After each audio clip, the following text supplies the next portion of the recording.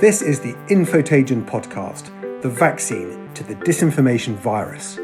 I'm Damian Collins MP, co-founder of Infotagion, and today we'll be discussing how Twitter finally called out Donald Trump's dangerous tweets, the violence caused by WhatsApp disinformation campaigns in India, and social media bot accounts that become human. For all this, I'm joined by John Nicolson MP for Ockhill and South Perthshire and Scottish National Party spokesperson in the House of Commons for Digital, Culture, Media and Sport. He is also a member of the DCMS Select Committee. Alongside John is Shakuntala Banaji, who is Professor of Media, Culture and Social Change in the Department of Media at the London School of Economics. We'll also be hearing, as always, from our resident experts, the disinformation analyst Dr. Charles Creel and John Quinlan, the CEO of Iconic Labs. John Nicolson, it's great to have you on the Infotagion podcast, having been obviously on the Select Committee with you in the past and on your radio programme. It's great to have a chance to have a further chat on here. Thank you. I know that you're a keen observer of President Trump and his social media habits and have raised these in the past, and indeed we've discussed them on your radio show in the past. I'd be interested in what you make of the events of the last few days, and in particular the great issues around Twitter marking up Donald Trump's tweets as being unreliable. What extraordinary times we live in, Damian. Who would have thought that we would live in a world where the President of the United States has to have his words removed because he's glorifying and encouraging violence? It's an absolutely extraordinary development. And of course, I think Twitter are quite right. You and I have locked horns with Twitter and other social media platforms in the past, and they've been far too slow, Twitter, in tackling violent messages, messages that carry disinformation about the coronavirus, apart from anything else, and those that involve online bullying. And I'm therefore happy to see, at long last, Twitter show some initiative and courage. They've already done this with Bolsonaro, the gruesome president of Brazil, who's a coronavirus denier. And now they've done this with President Trump. Not before time, I say. Absolutely, I completely agree. It's quite interesting as well. The Donald Trump has responded by opening this debate, an issue we've talked about before and we've talked about on the podcast before, which is what's known as Section 230 of the Communications Decency Act, which is the piece of legislation which makes platforms neutral, so they don't have legal liability for bad stuff on those platforms. Now, in the past, we've called for that to be reformed as a way of making the platforms more responsible. It seems that Donald Trump is now using this as a way of making sure that people can say whatever they like on Twitter and Facebook without any redress by the platform against them, which seems a kind of event. You've got to laugh as well, haven't you? When Donald Trump talks about freedom of speech. Of course, he is a product of the whole poisonous culture of shock jock radio, isn't he? And its overspill into television and then into social media. I mean, in the old days in the United States, when I lived in the United States when I was a student there, but broadcasters used to have a duty of care that they were seen to be objective in the same way that they are here in the United Kingdom with Ofcom.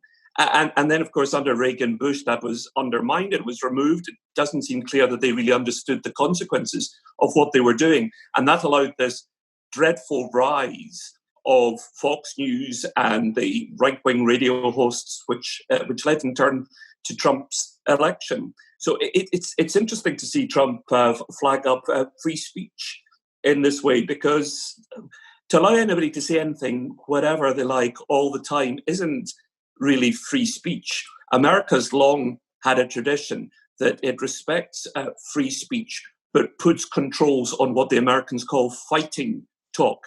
So in other words, you're allowed to say, I don't like homosexuals. But what you're not allowed to say is, I think homosexuals should be shot dead. That crosses a line into fighting talk. And that, of course, is the line that Trump has crossed and that Twitter belatedly has decided to resist. Yeah, absolutely. And it's interesting because I watched last year, Mark Zuckerberg gave a a lecturer at Georgetown University in Washington, and he made actually a very similar point to one you're making, which is that the First Amendment constitutional rights of Americans to free speech, have long been upheld and are very important indeed. But there's always been a tension between people's freedom of speech and the harm that speech can cause others. So, are you surprised that Facebook are not going to follow Twitter's path in acting against harmful speech from politicians? I'm not surprised in the slightest. Again, you and I on the select committee on which we both sat and on my radio show and elsewhere have always agreed about this, haven't we? That Facebook has been utterly appalling in this. And the thing about Facebook, and I think people who don't necessarily follow this that closely, Facebook always calls itself a platform. In other words, it says it's not really expressing a view. It's just giving a platform to people to express their own views. But Facebook isn't a platform. Facebook is a publisher. And with its status as a publisher should come responsibility that you do not allow people to say whatever they like under all circumstances. You don't allow people to call for violence. You don't allow people to communicate complete misinformation at a time of a global pandemic, for instance. You don't allow people to say that it's okay to drink bleach and that bleach will cure your coronavirus. You don't allow people to say that without, at the very least, having some sort of explanatory note that says this is entirely untrue and wrong. And of course, it has direct consequences. We see that in Brazil, where people have listened to Bolsonaro, and it now has the largest infection rate in the whole of South America. We saw it even in the aftermath of the bleach comment by Donald Trump. There were people in the United States who were subsequently ingesting bleach as a result of this. It was reported with the exact details in the Hill newspaper. So the words that senior politicians use have repercussions and consequences, and thus the onus on Facebook and Twitter to monitor what they say and to offer some sort of counter-narrative is absolutely vital. Absolutely. And there's just one final thing I want to ask you about is there's a thread that runs through all this as well, which I must admit I find increasingly alarming, which is the constant attacks on what are called mainstream media. And you see this on social media now, just reduced to MSM. I can't think of a time when journalism and journalists have been under such constant attack in that way from politicians like Donald Trump and as a kind of currency of abuse through social media. And I know you're a journalist, so I expect you to stand up for your trade, but the voice of journalism has always been important in holding power to account. And for it to be abused in this way, I find very concerning. Absolutely. What Donald Trump wants is ongoing chaos, where words don't really count for anything and where truth is immaterial. So if you disparage the MSM constantly and you give equal credence to CNN and to conspiracy theorists online, then you undermine the whole basis of expertise. And as lay people, we think it's important to listen to experts when we're in a global pandemic. We expect at times of elections for our journalists to try and report objective truth. And we're not immune to that in this country as well. We've seen a particularly shocking example in the last 72 hours at the BBC, where Emily Maitlis, the presenter of BBC Newsnight, begins her programme with a statement of fact that Dominic Cummings had broken the rules. We know that to be the case because we know what he did and we know what the rules are. And no amount of gaslighting by the government will persuade us otherwise. And we also know that the Durham police have now said that he broke the rules. So what Emily Maitlis said was absolutely accurate. I have no idea what Emily Maitlis votes or what her private views are on anything. I don't expect to know what her private views are, but I expect her to be a fearless journalist.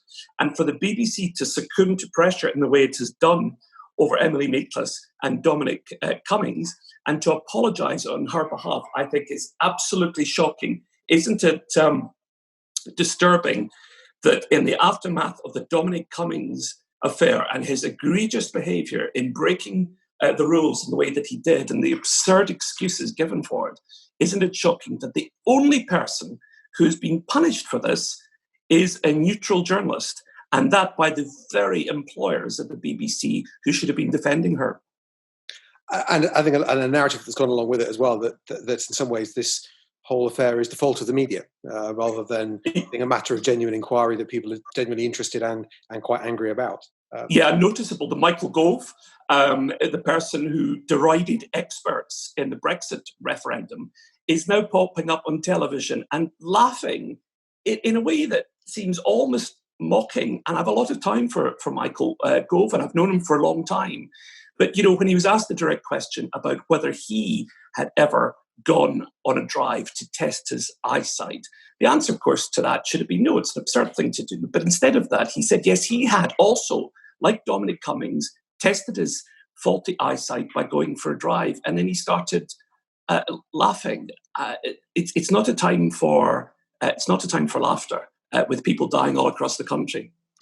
Now, I'd like to bring in Shakuntala Banaji, who's our guest today, and we've been talking about bad content on social media and places where you can see it, and other people can see it, particularly on Twitter and Facebook. But I think that we've always acknowledged that one of the hardest areas to understand the power of the viral spread of information and the damage it can do and the real world harm it can cause is on encrypted messaging services like WhatsApp. And we're delighted to have the chance to discuss that with you today, and in particular, the work that you've done studying the use of WhatsApp in politics in India, where it is a major part of how people share information. And I'd be interested to hear about that, but also your views on the use of WhatsApp in as a tool to spread disinformation around coronavirus as well. Because I know, looking at Infotagion, we've seen plenty of examples of WhatsApp being one of the main ways in which disinformation is being spread. Thank you, Damian. There's plenty of synergies and connections between what was being said about the US and Brazil and India, and there's also a slightly divergent history. So let me just tell you about the research that we were doing quite a while before coronavirus hit, and that I will use as a way of segueing into the coronavirus misinformation that we're looking at now. So India has, since 2014, had a far right-wing government with a very, very strong tendency towards Hindu chauvinism, which is known in India as Hindutva. The government have used a variety of trolling and WhatsApp and other groups to spread a message both against their political opponents, or whether those happen to be on the liberal left or center, but also against large swathes of the Indian population. So the large Muslim communities, for instance, certain language groups in the Northeast have been targeted very, very strongly on WhatsApp. Now, 2 years ago, we applied for and got a WhatsApp misinformation grant at my institution, and we had planned, at least when we started to do this, to look at the connections between the kinds of users who were passing on misinformation on WhatsApp and the kinds of users who would stop the flow of misinformation, would report misinformation and disinformation. We were actually quite unusual in the methods we employed in this study, because we decided we were going to do a fully qualitative study with qualitative textual analysis of messages passing on WhatsApp. And the context of this was that since 2015, there had been more than 100 instances of people lynched to death in public very, very quickly, within 20 minutes to 30 minutes of WhatsApp messages spreading. And there were two types of WhatsApp messages that we began to see in that time. The first type of WhatsApp message was very localized, and it would be in a local language, and yet it followed a particular type of misinformation which came from around the world. It said the following thing. It said, a kidney snatcher, a child snatcher is coming to take your child. Watch out for strangers in your area, pass on this message. And this led to the death of more than 40 people. There was a different type of misinformation which was circulating and which was very deliberate, so we can call it disinformation, because it was put out by groups which were connected to the government, which were connected to the ruling BJP party. And this was misinformation around anything to do with cows. So it would say, a group of cow thieves has come in such and such an area, and then within 2 hours or 3 hours, certain men, particularly Muslim men or men from the Dalit community, would be lynched to death. These kinds of violent effects of WhatsApp misinformation were what drew us to ask the question, who is putting out this misinformation and who is benefiting from it? In what way are they benefiting from it? So we thought that we really ought to go and study this. One of our findings was that it was not people with low media literacy, as had been frequently thought, who were the passers on and the makers of misinformation and disinformation in India. It was highly tech-savvy, urban, generally men, and many of them were able to bypass most of the technical fixes that WhatsApp had put in place to try to limit the number of shares of misinformation posts. They did this through a number of very, very easily accessible technical plugins, which you can get in India by using old versions of the app on different phones, by buying very, very cheap mobile phones and throwing them away when the number got banned. So they worked around things which would stop misinformation and disinformation. So you have a group of highly technically literate people, generally Hindu, generally men, generally middle class, making disinformation either on behalf of or because they ideologically support the Hindu far right, and posting this in ways which affect disproportionately minority communities in India.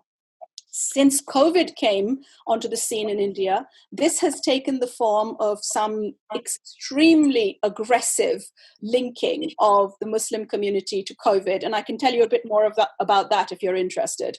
Absolutely. I mean, it is horrific, what you've been setting out, but absolutely we'd like to hear more about that.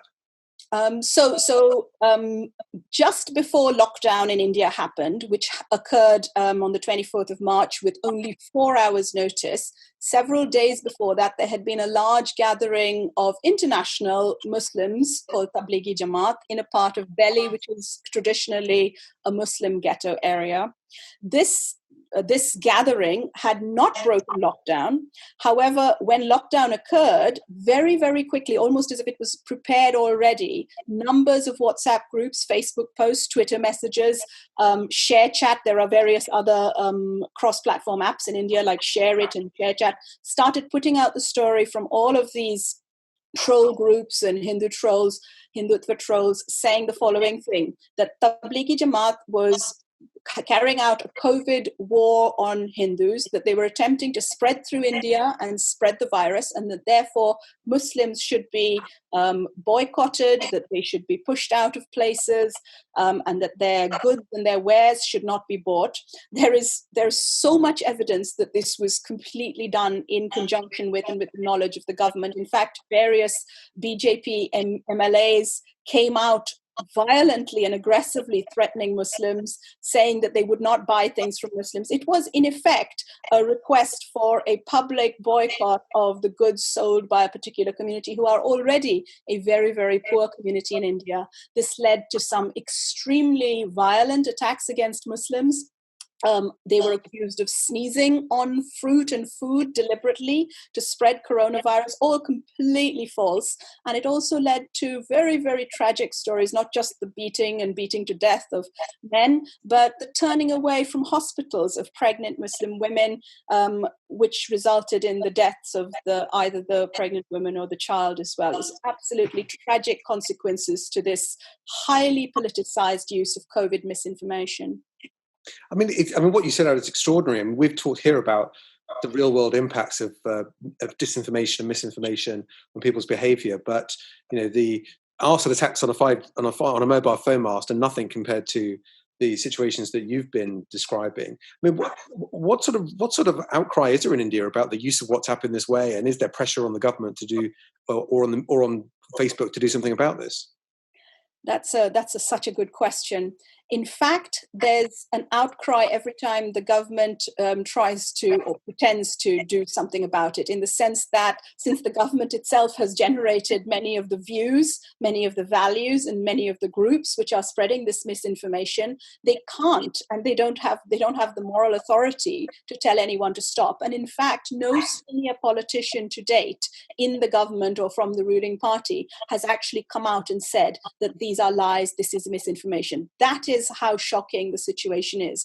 Instead, we have a steady series of medical and scientific misinformation coming out of the government, which diverts attention from the hate speech, which is linked to corona. And so you have government ministers saying that if you drink cow urine, you'll be safe from coronavirus. So it's very, very similar, very parallel to the bleach comments. If you drink if you spray yourself with cow urine, if you drink certain types of Ayurvedic herbs, you will never get coronavirus. If you bang pots and pans, the virus will die. So those are the kinds of big responses from the government, which totally sidestep any of the misinformation going on WhatsApp. On the other hand, the government wants to crack down on people who are calling out the misinformation and has been doing so in a very targeted way. So just like sort of in a way almost more than what happened to Emily Maitlis, every time a journalist calls out or speaks about this kind of misinformation and shows where it leads back to, that person is threatened. Their office is put under surveillance. Their household is surveilled. The police visits them. They have a court case and an FIR, a first information report registered against them with the police for misinformation. So we are living in a truly dystopian world in India. I mean, I think it's shocking, the picture that you paint, and we could spend, we can't do anywhere near justice to that in the time that we have here, but a whole series of podcasts I think should be committed to it. But just one question about WhatsApp in particular I wanted to ask as well. I mean, from what you've said, it sounds like really the technical changes that Facebook have made to WhatsApp haven't really helped in restricting the abuse of WhatsApp to spread disinformation in India. I wouldn't say they haven't helped at all. That would be unfair. And I do think there is a group of technologically minded people at WhatsApp in the US who are concerned, who are really trying, who in some ways, while they're a very small group and they have no sense of how severe the problem is in India, are trying to tackle it.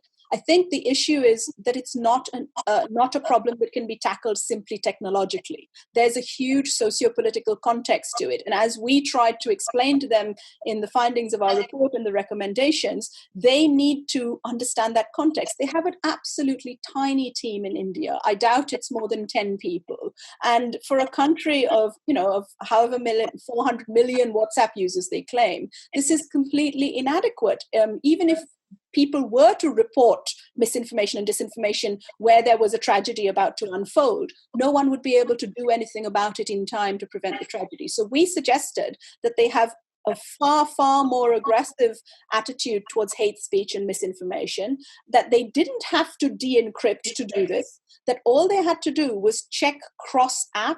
What that would mean was checking to see phone numbers on WhatsApp, which were also spreading misinformation on known platforms that were not encrypted, such as Facebook, such as Twitter, such as Share It. So where you take someone's clear record of spreading misinformation and you use that to ban the number, you do not accept that number, and that would reduce significantly the hate speech that is circulating. So it isn't that they have failed completely, but what they're doing is just so inadequate given the huge and government supported infrastructure for disinformation that's there at the present. Yeah. And how many different languages are being used in India, do you think, as part of on WhatsApp to spread disinformation? Hundreds of dialects, more than 30 languages. It is. We've found misinformation and disinformation in multiple languages, and in each one, it is tailored towards a slightly different demographic or group. So, for instance, the story about child kidnapping, when it was being circulated in the south of India, in Telugu and in Tamil and in Malayalam, what happened there was that it would be a group of people from the north are coming, or strangers from the north are coming. And similarly, when those stories were circulating in the west, so in Maharashtra and in the north, it would say that people from the south are coming. So there were very, very interesting slightly localized fixes to try and make the misinformation more immediate, more urgent. And that definitely led to the gathering of mobs and the lynching of completely innocent people. Well, we have listening in as well to this incredible story. We have our two regular guests, Charles Creel and John Quinlan, who will give us their updates now. Charles, a huge amount been going on in the last few days. What have you been focusing on? Hi, Damian. Really, the big story this week, as has been shown already in the show, is disinformation on Twitter, but almost overlooked after all the events with Donald Trump and so on. Have been a number of stories running on disinformation and the corona crisis specifically. Several of these were triggered by a new study from Carnegie Mellon that says that as many as 60% of accounts on Twitter that are promoting misinformation related to coronavirus are bots. Researchers analyzed nearly 200 million tweets, that's since January, referring to coronavirus, and looked for specific markers that typically identify bots. They found more than 100 false narratives and conspiracy theories related to COVID 19 that are perpetrated, or rather perpetuated, by these bots. The accounts behind these tweets account for 82% of the top 50 most influential retweeters on Twitter. They also observed twice as much bot activity as they predicted around coronavirus based on previous natural disasters, crises, elections, and so on. And this finding really corroborates what we've talked about in the past, an earlier finding by the EU in March that Russian media have deployed a significant disinformation campaign against the West that worsens the impact of coronavirus and generates panic, sows distrust, makes people not trust their governments, and so on. And observers are mostly expressing surprise at the degree of bot and fake account activity, where normally you'll find that 10 to 20% of tweets around a controversy are bot driven. In this case, the number's more like 60%, and they really shouldn't be surprised. Studies at Oxford Internet Institute have shown similar percentages of bot activity in Russian, directed at Russian-speaking enclaves in frontline European states, and in Ukrainian. I mean, Ukraine is really the hot lab for disinformation development. So for the average person on Twitter, how do you spot a bot or a professional troll? Well, to spot a bot, the first thing you should do is you should look at the account profile. And this is a good way of ensuring that the information you're looking at is reliable. And there's a few questions to ask yourself. Is there a profile picture? Because lots of bots just have eggs. Does the profile picture seem legitimate? Often a bot will have a long number in the @ name. It'll be @Bob778932 or something like that. Also, is the biography believable or suspicious? And one of my favorite bot accounts I've ever seen had a biography that says, "I'm General John Nicholson from Baltimore, Maryland, and presently in Kabul, Afghanistan. I'm searching for a life partner." You can be pretty sure that a general would not be tweeting something like that. Another one is, does the account have very many followers? And this is really important because by these measures, you could say that most of Donald Trump's 80 million followers could be judged as fake accounts. And I had a quick look through his followers that show that most of what I looked at had less than 100 followers. Many didn't have profile pictures at all. They had very suspect bios. Most show all these signs of being fake. I'd guess about 95% of them. But then I wandered over and I looked at Barack Obama's account. He has 40 million followers, and I saw the very same thing. So the question is, why?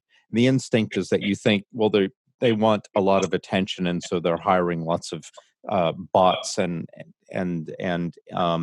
social media companies to inflate their numbers. And particularly with Trump, you'd think that.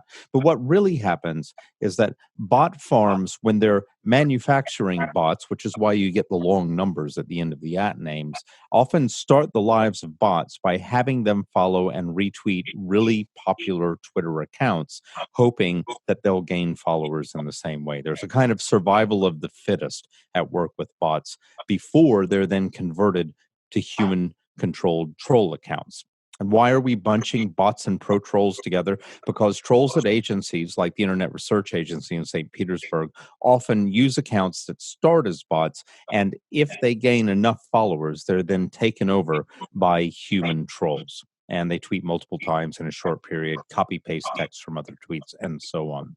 So it's kind of like checking out your information is important. sorry to interrupt. It sounds like sort of Pinocchio wanting to be a real boy, isn't it? Sort of, if you're you're a good bot, then you can become a real person. Yeah, it's absolutely the case. Or if you're a good boy, you'll get enough followers. Do you know, Damian? It's interesting, and I should say that it's very important to distinguish between the various John Nicholsons. Some are more trustworthy than others. At Mr. John Nicholson, I find is especially trustworthy as an account. But I'm interested in this because a recent analysis showed that 5% of all Scottish Twitter activity is by bots or troll accounts. Significant number of them come from Russia, according to recent analysis. And they tend to try and stir up aggravation and fights about controversial political subjects such as independence. And I think a lot of people have wondered, why on earth would the Russians really want to stir up an argument about independence in Scotland? And of course, it's because they want to create uncertainty, just as south of the border, they want to create social divisions, because there's some other very interesting statistics which have come out, and I don't know if you've seen this. This is the link between attacks on phone masts and belief that 5G is responsible for coronavirus.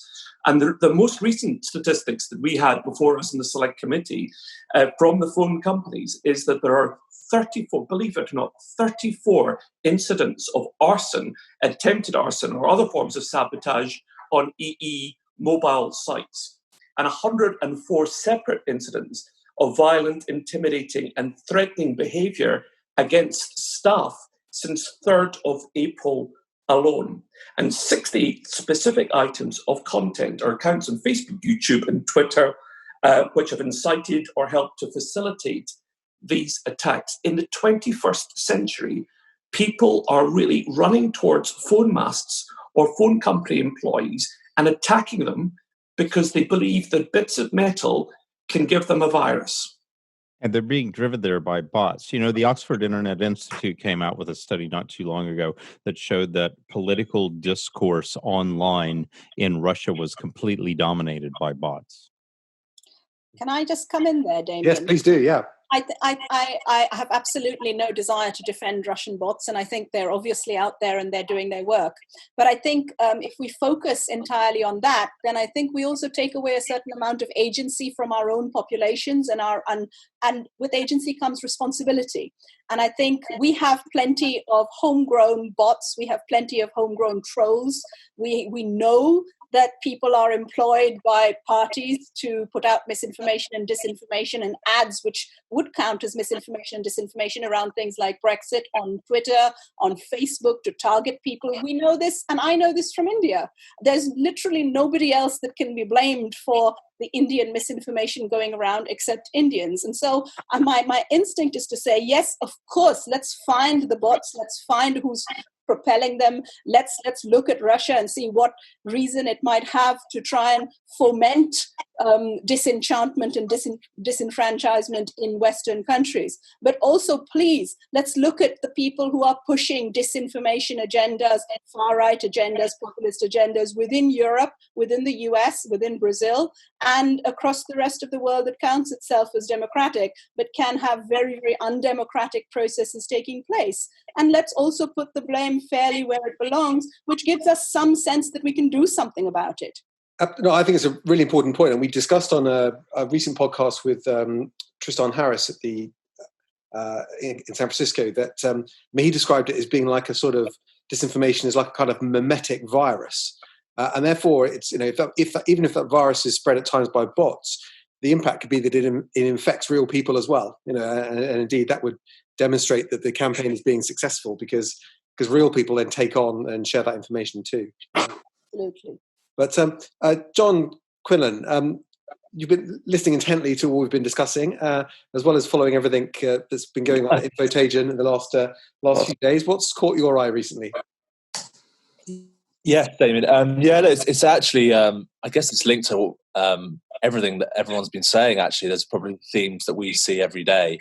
One of the things that I think we saw this week, which particularly caught our eye, involves a few of the sort of buzzwords and themes that everyone else has already talked about. So the particular fact check that we got was that, is the US putting microchips in COVID-19 vaccines?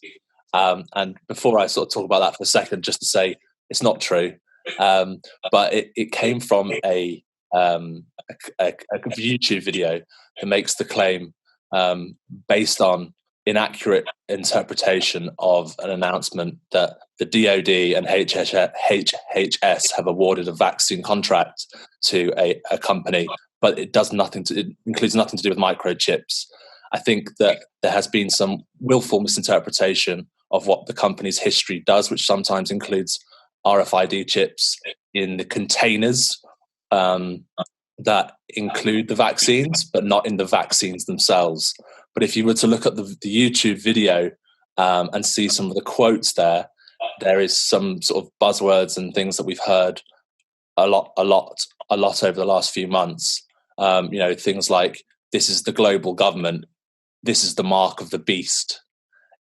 It's not just the vaccine, but it will put a chip in you and it will track you if you allow it.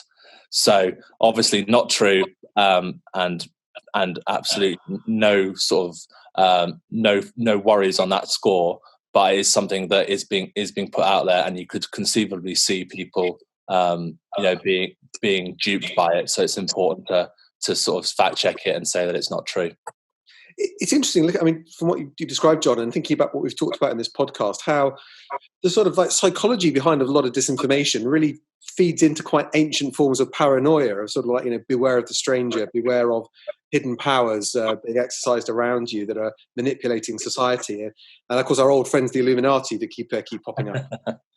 Yeah, absolutely. And I think that something like the RFID chip, which is, you can get that in sort of like clothes that just track, so just a chip that allows a particular piece of clothing to be associated with a piece of technology and potentially whatever a brand or whatever wants to do with that. That's something that, it's a sort of a very much more relatable version. But, 5G, anything technological based, people seem to have latched onto and put that with Corona or put that with a vaccine. It seems to hit the spot of what people are afraid of. And it's something that we're seeing continual mutations of every time we do a fact check, really. Yeah, absolutely. Well, it's been a brilliant discussion, and we've covered a huge amount of ground, and particularly fascinating to hear more in more detail about disinformation in India and the tragic consequences of that. So I think we'll probably run out of time now. So thank you all very much. It's been great to have you with us today. Thank you, Damian. Thank you. Thank you. Thanks. You've been listening to the Infotagion podcast, hosted by me, Damian Collins, featuring John Nicholson, Shakuntala Banaji, Charles Creel, and John Quinlan. It was produced by Lucy and David Dargahi. You can find out more about Infotagion, the independent COVID-19 fact-checking service recommended by Ofcom, and send us examples of disinformation you've seen by visiting our website, infotagion.com, or using hashtag #IsolateTheLies on Twitter, Instagram, and Facebook. Thank you until next time.